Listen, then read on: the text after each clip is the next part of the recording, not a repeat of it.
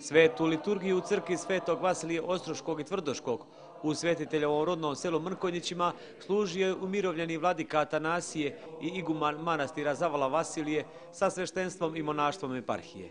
Među velikim brojem gostiju bila je i grupa Srba iz Kosovske Mitrovice, članovi kulturno-umjetničkog društva Kosovski Božuri.